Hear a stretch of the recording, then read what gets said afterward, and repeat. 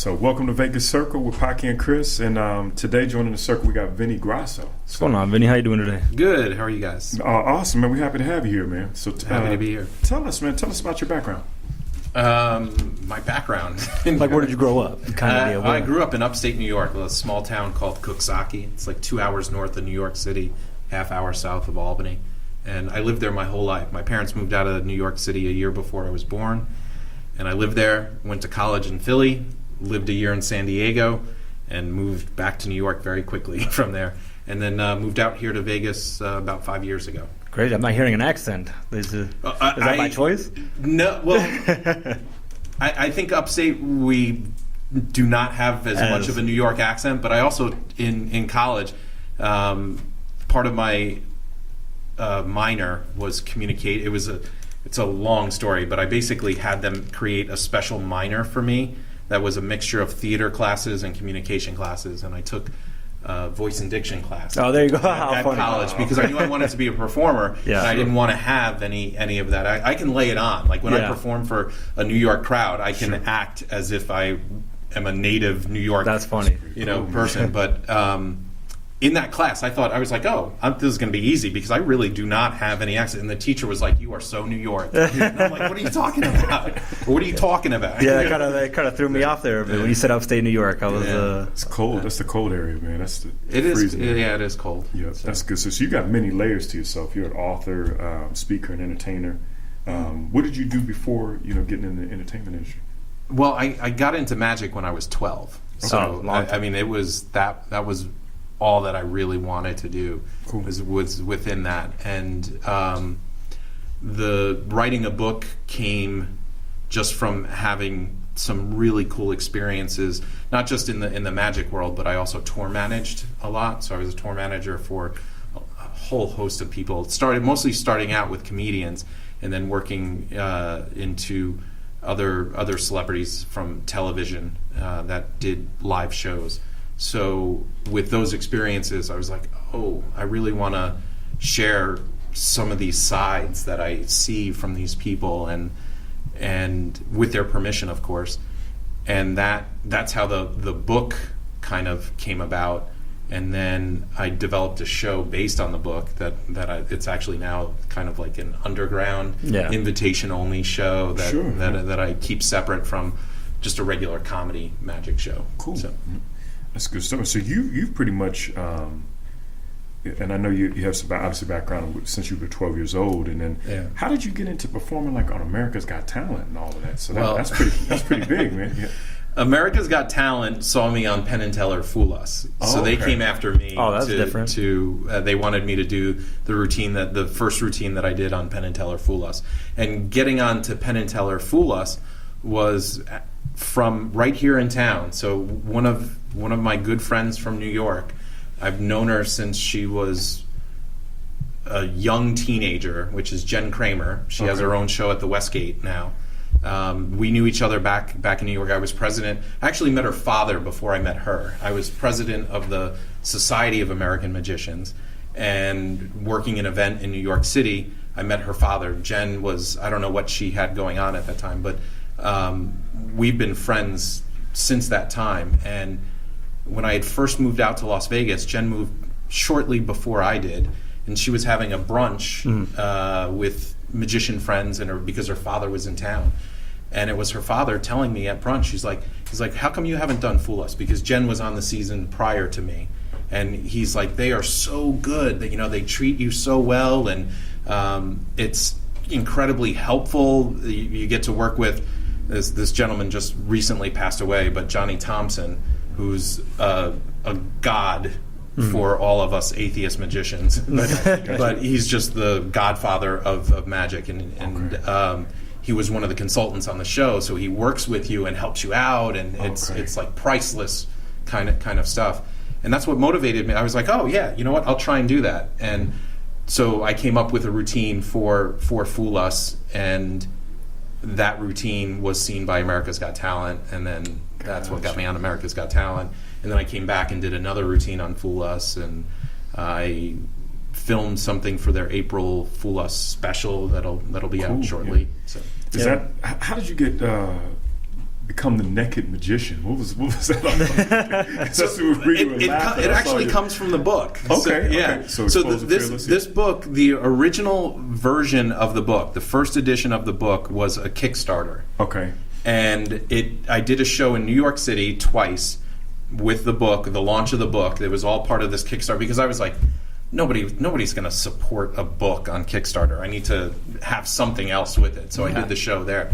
But there's a chapter in the book on a magician, Richard Turner, he's been on Fool Us as well, but he is one of the absolute greatest card cheats, and he's blind. Oh wow! But we can't say that because he absolutely hates it when you say that. He does not. He has lost his vision. Yeah. Let's say it like that. Gotcha.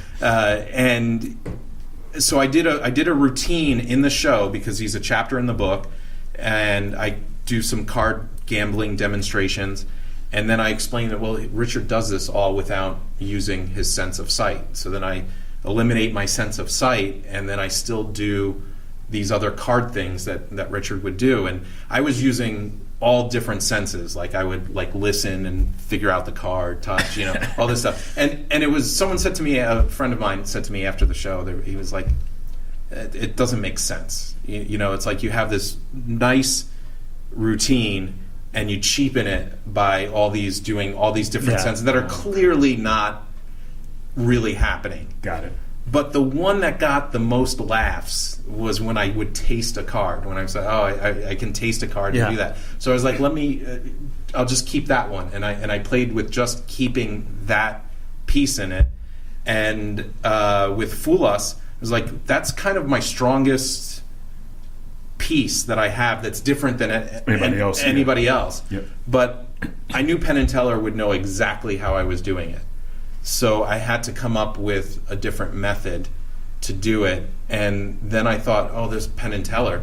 The first time I saw Penn and Teller perform, which I was a teenager at the time, they did this trick where they wanted to show that they had nothing up their sleeves. Mm-hmm. Magicians produce stuff. It's always from their jackets and stuff like that. So they had two people come up from the audience.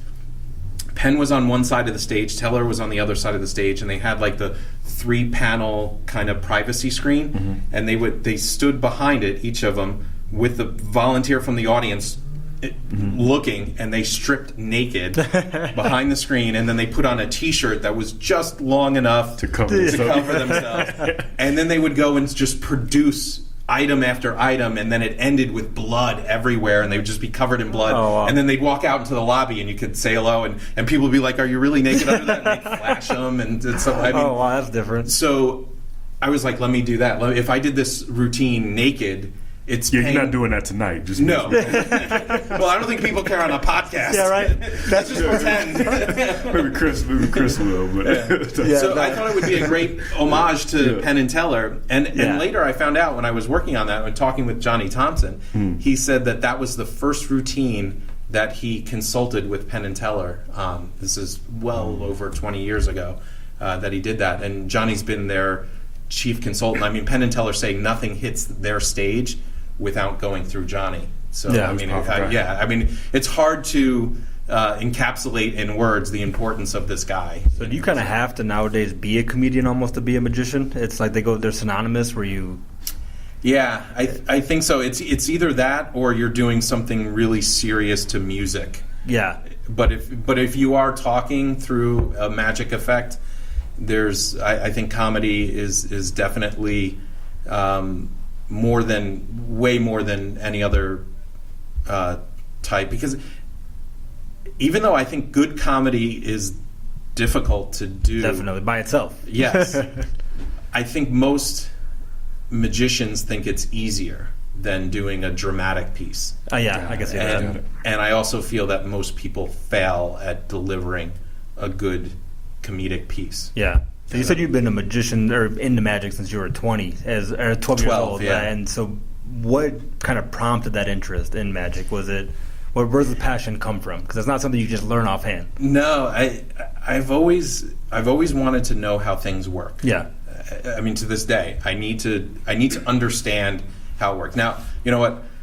I don't know exactly how a television works, but I have an idea on that. But it was just kind of that kind of curiosity that I always had, and that's what led to my choice of major in college. I did mechanical engineering, and it was purely because I wanted to understand how things work, and that was my mindset. I found engineering infinitely easier than if I had to do anything in the arts. In that field, yeah. So you can break down stuff. That's what it is. From A to Z or whatever it is, you can figure it out. Yeah. Well, I think that's giving me more credit than I have. Yeah. That's my mind works that way. I'm much more mathematical, and the other thing too is I always find that versus the liberal arts, it's more objective than a math question. Whether I liked or disliked my professor, they graded me on whether it was right or wrong. Where you turn in a paper and the teacher gives you. And I write a little bit about that in the book, and I'm just like, well, no, I just gave you a masterpiece. But it isn't. But so it's kind of like mechanical engineering is very analytical. You're deciphering things, but you would think being an illusionist, at least a great one, is you have to be creative. You're constantly thinking outside the box, doing new tricks. I don't think they're mutually exclusive. I used to do a talk at RPI, Rensselaer Polytechnical Institute, and I would teach, because they were mostly science majors there. It's a great engineering school. And I would teach them performance artist techniques for creativity. So it was part of this talk, and elements of that talk have evolved into the talk on the book that I do. But there is a systematic way. One of my favorite things to give them is, in comedy, we would do a list of 10 to try and find the funniest element. So you write a list of kind of 10 conclusions, and you find out that 1 through 4 or 5 are really simple. Then it gets more difficult to come up with 6, 7, 8, 9. Yeah. And you find out that 7 and 8 are usually the funniest. But it's revving it up. But so it's kind of like, here's an algorithm which science people can relate to, but here's an algorithm to being creative. It isn't just that's a different thought. I never thought of it like that. I never knew that at all. Maybe I am creative after all this time. I think everybody can be. I mean, that's different. It's just applying a technique, cool. if that's what works for you. How often are you practicing new tricks? Are you every day, or are you just trying to perfect it, or? There are some magicians that I envy so much because they are obsessive about practicing something, and I think that might be my biggest deficiency. Is my lack of.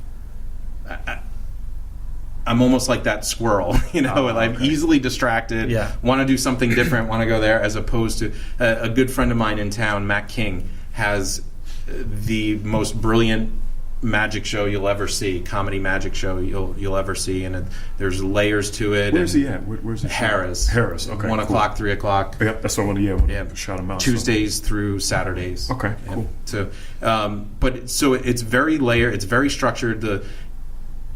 A routine that he does halfway through the show will reference other things that have happened. The callbacks are phenomenal, and it just all comes together brilliantly.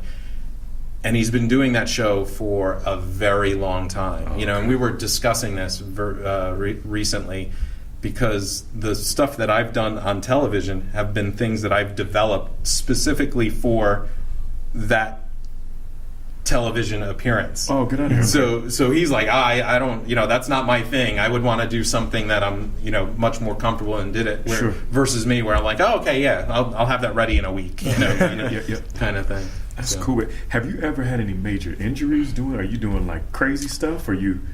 No, and performing wise, the only thing that I've really done, I've cut my feet on glass walking. I have a world record on.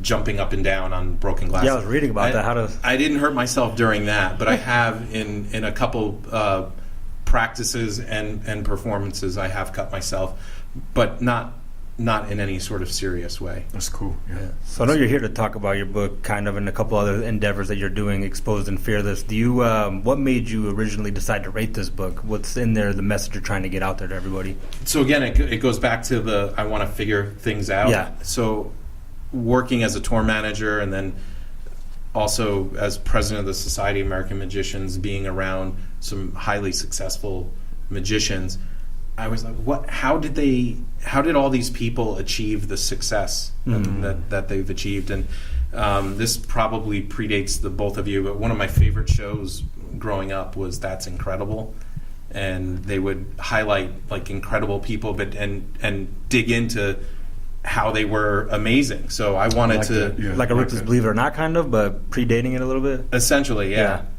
And so that's how it started, and that's what I wanted to share in the book. How did they do this? But over the course of writing the book, that's when that's the exposed part. I wanted to expose people to some individuals that they may not have known, but some of them, of course, they know. Like David Copperfield or Cesar Millan. So then I wanted to expose them to a side of them that they would not know. From being on the road with Caesar for years and years, and being backstage during all the stuff that's going on. So I'm exposed. So that's how the whole exposed part came about. Got it. But in the process of doing that, I found out that fear has played a role in all of these individuals in their success, and not the way you might think, like, oh, they had to be fearless in order to do this. It's actually just the opposite. They needed to have some sort of fear to motivate them to accomplish these things. Like a fear of failure almost, or something along those lines. For David Copperfield, that's still today. I mean, he's the most accomplished person. Going, huh? Yeah. Absolutely. He's not afraid to say it. That's cool, man. Yeah, it's kind of how everything works. So do you have a thought offhand? Like, what's the biggest way you see people having the ability to control that fear? Because we all have it for one thing or another, but how do you kind of focus that into something productive? Is that something you talk about in the book? I not only talk about it in the book, but I think that's the key message in the talk that I give is methods for.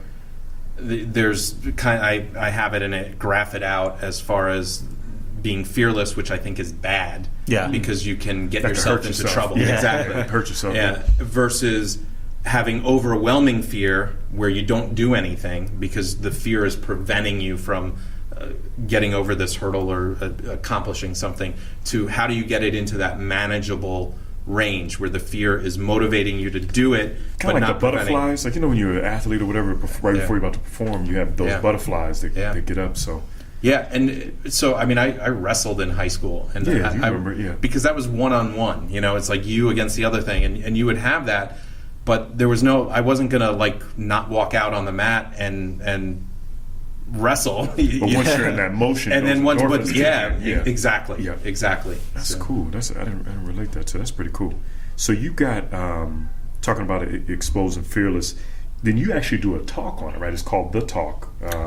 So can you kind of explain that as far as... I figured talk is softer than lecture. There you go. And the other thing I found, I would do elements of the book in a magic show. And I found... That's pretty unique, yeah.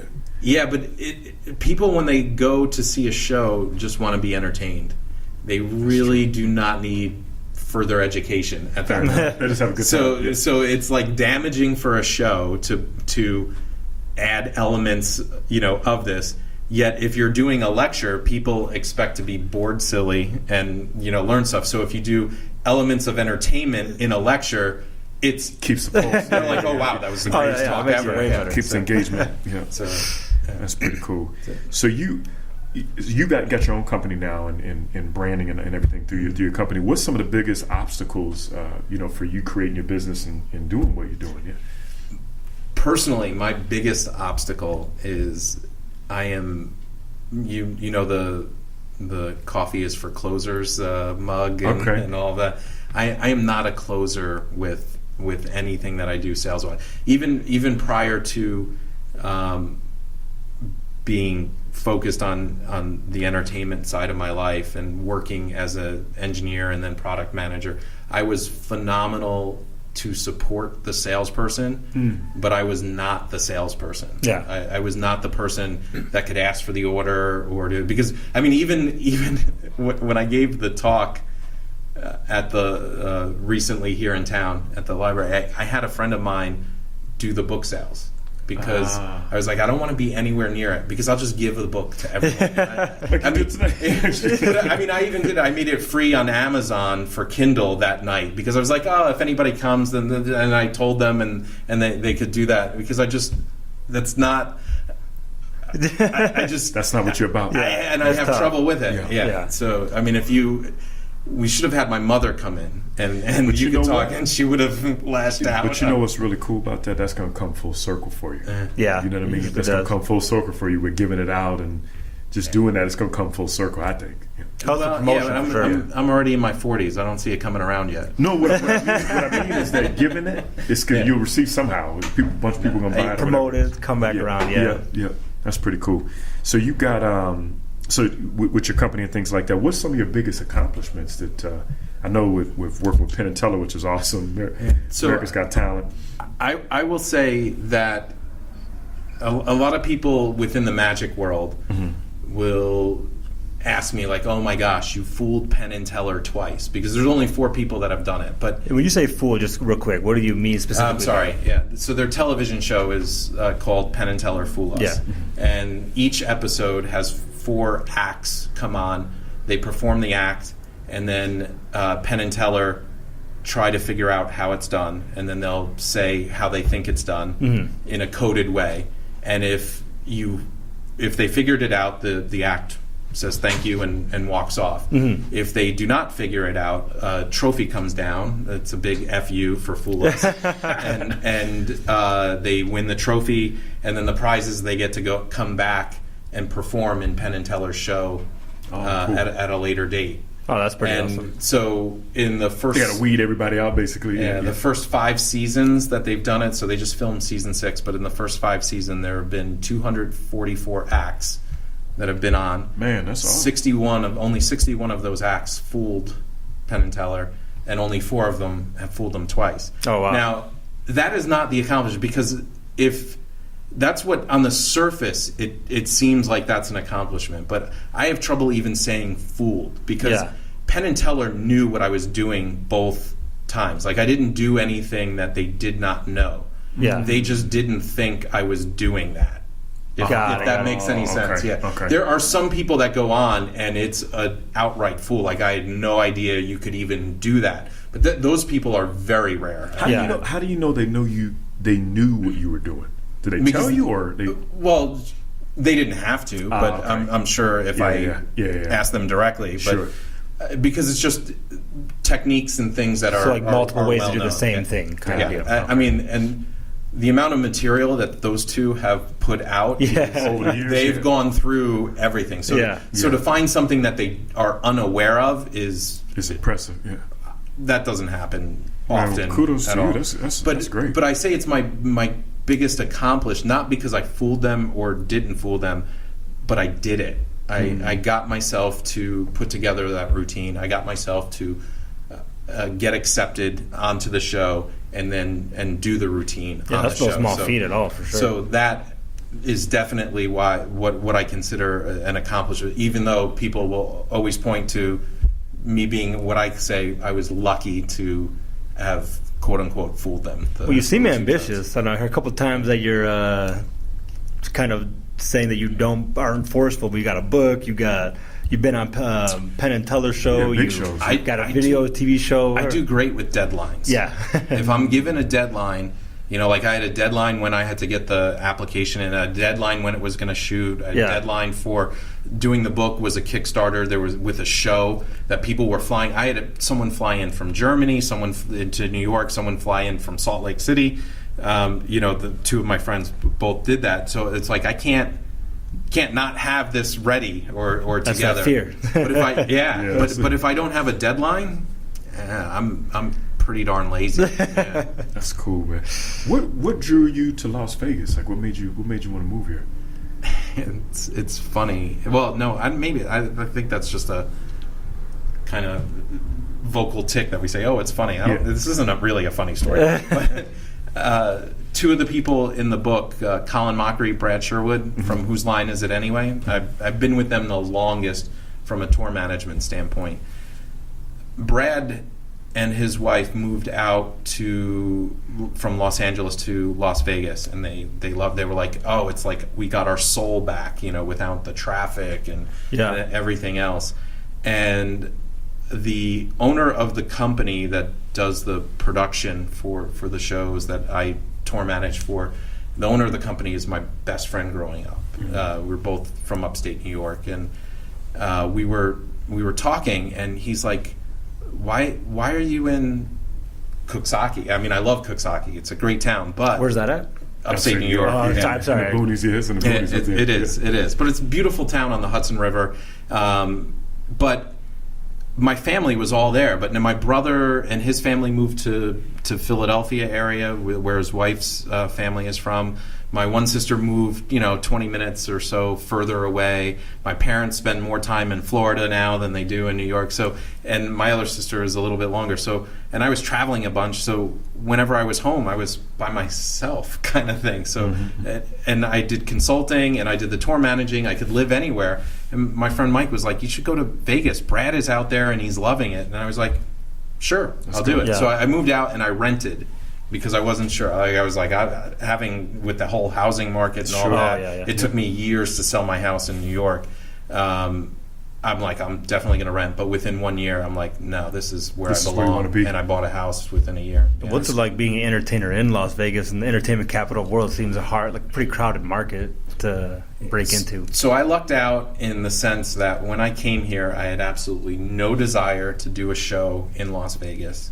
And that allowed me to really strengthen so many friendships with people in town, because I was not a threat on any sort of level. You're with a network, I was just, here he is, he's hopefully fun to hang out with or whatever. So there in Las Vegas, the magic community is unbelievable. Yeah, I mean, I can imagine. It's phenomenal, and I've thoroughly enjoyed it. It's helped me grow so much as a magician. So, what do you do for fun in Vegas, man? Are you on the Strip? Or are you doing? I'm telling you, the community of magicians is exhausting as well. Because none of us have like 9-to-5 jobs, so there is an event or a party or something going on at least 3 times a week, and it's to the point where it's like I want to go back to New York to get a reprieve from all the stuff that's going on. So, it's a good place, man. It's definitely a good place for that, great. For sure. Yeah. On the flip side of that, man, do you get a chance to go out and eat or anything? A lot of questions we ask people is, what's your favorite restaurant in Vegas, whether it's on the Strip or off the Strip or hole in the wall or? Well, I do go out to eat. I can tell you about that, but I also love to. This started after this past Christmas when I went back to New York for Christmas. I miss in New York. We make pasta and sauce and roast peppers and all that every Sunday with my family, and the family gets together and it's a big Sunday dinner, and I miss. That's one of the things that I missed in Las Vegas. So I've started doing that, and then just inviting 4 to 6 to 8 friends. That's cool. That sounds like a great time on a Sunday, and I'm trying keep now to get friends from different areas, so that I'm connecting friends of mine, cool. just to see how that dynamic goes. But that's pretty cool. Having said all that, there's a sushi place that I go to at least 3 days a week. What's the name? Goemon. Goemon. It's on Decatur and Hacienda. Okay. Yeah, I'm a huge sushi fan. A lot of sushi in Vegas. A great spot for it. Yeah, a lot of good spots. So I know Chris had touched on it a little bit earlier. Your industry's changing. How are you keeping up with the industry? Like, what's kind of your plans? And wow, that's a good question. Which is code for I don't have an answer for you right now. Can I stall? Can I stall through this? But I mean, the industry is changing, and I'm not so sure. There's like the talent shows of like America's Got Talent, which I was on, and I did one act, and then was never seen again. And there are folks in there that have success on America's Got Talent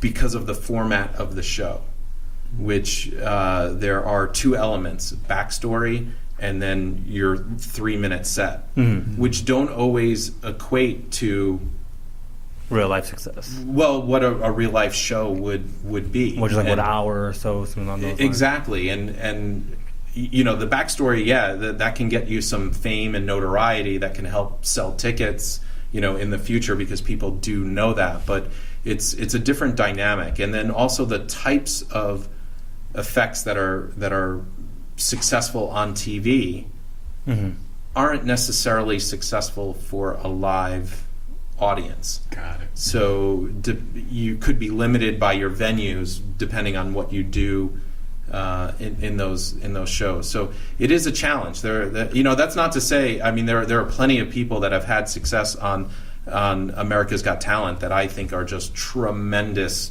wonderful talents. But there are also some people that have appeared on the program, and I'm like, wow, I can't believe they chose them. Yeah. Yep. That's pretty cool. Just kind of the last couple of quick questions, just kind of like a two-part question. You know, as far as what's some of your personal goals, and then where do you see, you know, yourself in the next 5 years? That's a good question. I don't have an answer for that one either. No. Just fly by the night, dude. I mentioned that when I came here, I had no ambition of doing a show here, and the primary reason is, you know, you look at the main shows in town. You have David Copperfield. Oh, you yeah. have Penn and Teller. I mean, those are staples, man. Huge names. You have Chris Angel. You have Matt Franco. I mean, those are names, brand recognition names. How do you compete with that? And then you have another tier of magicians that are doing, you know, well, that aren't that nationally known. You know, I'll say Matt King isn't nationally known, even though he's been on every World's Greatest Magic or whatever. But people won't recognize his name. But it's also the best show that you'll ever see. Yeah, I want to definitely check it out. Yeah. But then you have, you know, there are people like Mike Hammer in downtown at the Four Queen. One of the best shows you'll see too. I mean, it's just a phenomenal show. So I was like, there's no room. Like, you just can't sell tickets. And I produced a show here in town that I'm trying to, working on getting another venue for, called The Worst Show in Vegas. The Worst Show? The Worst Show in Vegas. It was a variety show, and the main character is Yurdi Wurst, who he won Austria's Got Talent 2 years in a row. So he's rewarded. You know, this is all fictitious, kind of stuff. But I have found a venue and a style of show that is unique to all the noise that is out there, and also very well suited for my strengths. There you go. And that is what I am going to be pursuing in the coming months. That's awesome. So we're excited for that. Yeah, man. I'm gonna try to push for that, because we like. I might be able to get you maybe 10% off the tickets. There we go. So we can't let you out of here without doing. You got to do some type of magic for us. Sure. Can I'll do something with one of your phones. How about that? Okay. If you can go to like the web page, the web browser. It's an iPhone, so just go to Safari. It'll be great. Okay. I'm going to make a prediction here. I'm going to open up a new page. I'm going to go to Google. See if you can fool Paki. He's real big at magic. He's going to do the naked one with you. So I'm going to a. Oh, you pull up that picture out of nowhere. I'm going to Google and typing in a prediction. Okay. Okay. I'm going to just leave this down. Okay. I will not touch the phone from here on out. Okay. So we're going to involve both of you, but we'll do this real quick. Okay. What I want is just a topic of, you know, like, so it could be sports, celebrity, entertainment, news, you know, history, whatever. Just give me a topic. Video games. Video games. Okay. Do you know much about video games? Well, we just had somebody on our show, so I do a little bit now. Not a lot. Okay. All right. Well, what I would like you to do is just tell me your favorite video game of all time. Mike Tyson's Punch Out.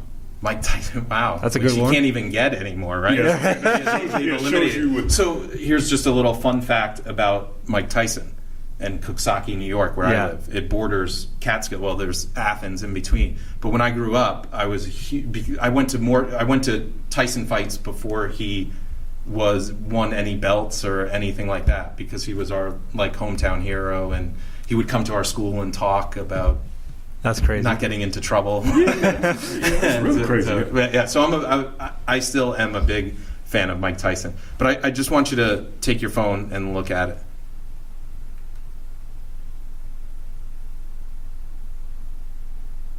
Can I see? What are you seeing, Paki? Saying Google did it not? Right now. Oh, It's you're- popping. I had to put my code back in. Oh. It's down. So it didn't download the. There's no way. What is it?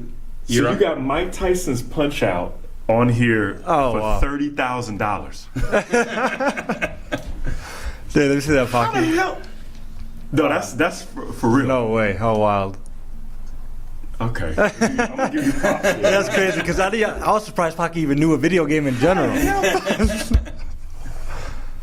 What the heck? That's crazy. That's pretty tight, man. All right, I'm gonna give you that. Yeah. Yeah, that's wild.